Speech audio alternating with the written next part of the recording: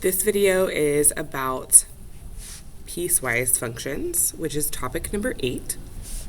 And the thought process with piecewise functions is there's always an equation part of this. So it's like this is like what picture is created, and then the domain part tells me where that picture exists.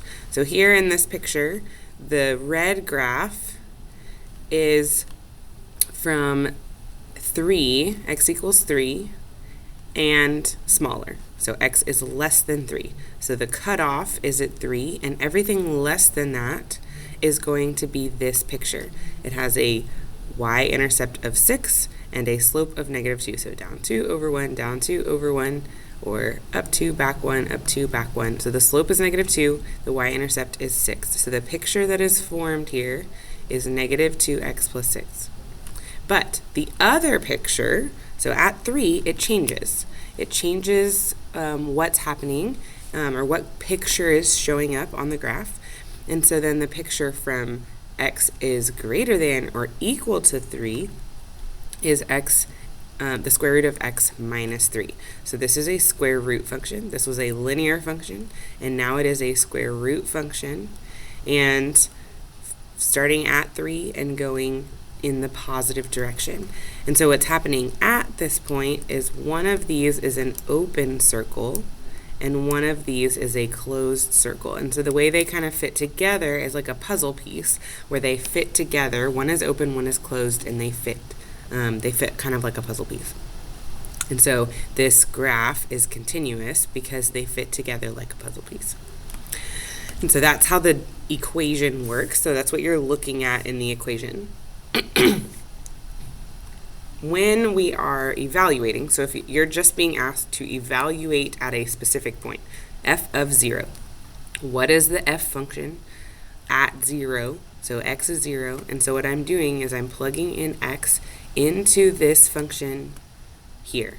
I'm taking out the x and I'm replacing it with 0.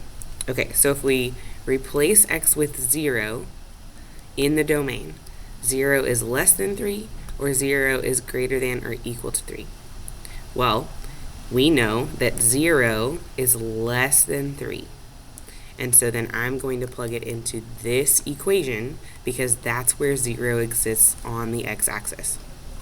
So -2 times 0 plus 6, that's my y-intercept, and so my y value at 0 is 6. You could look at the graph, you could look at the equation, but you don't always have the graph, and so trying to evaluate that with just the equation. All right, then we have 3, f of 3. So is 3 less than 3, or is 3 greater than or equal to 3? Hopefully you know that 3 is equal to 3, and so we're going to use this one right here. And so when we plug this in, the square root of 3 minus 3 is 0, the square root of 0 is 0. And then we can plug in 7. 7 is greater than 3, and so we're going to plug it into this part because that's where it falls on the domain. So the square root of 7 minus 3 is 4. Square root of 4 is 2. And you can have as many pieces of graph as you want. So this one has a linear graph when x is less than -2 down here. There's a quadratic graph that's shifted down 1 space. So the x squared graph minus 1 shifted down 1 between -2 and +2. And then 3, anytime it's just a number, is a horizontal line. And so it's just a line at this value, which is 3. So when we're evaluating these, it works the same way. -5 is less than -2. So I'm going to plug -5 into this equation. 0 is between -2 and 2, and so I'm going to plug 0 into this equation. 2, on this one, 2 is less than or equal to 2, so I'm still going to plug it into this one. And then 10 is greater than 2, and the y value at this one, there's no x to plug into, it's just always 3. So at 10, it's 3. All right, we also wrote equations of these graphs.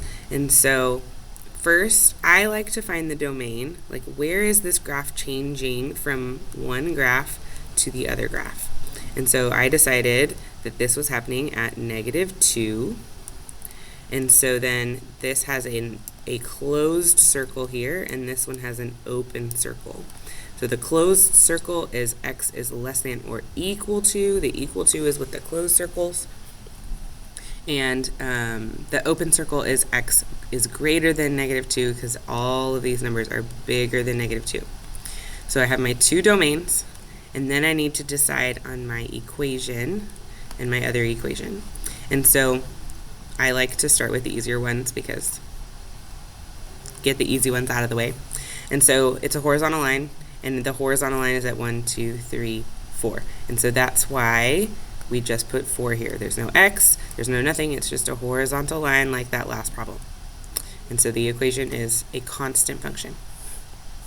Then I know I have a quadratic graph here, and I'm looking to see where this vertex has moved. So it normally is at 0, and so I've shifted 4 over and 2 down, and so x plus 4 shifts my graph to the left, squared minus 2 on the outside of the function shifts it down.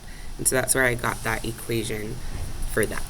So always domain, always what picture is being drawn here, and that's how piecewise functions work.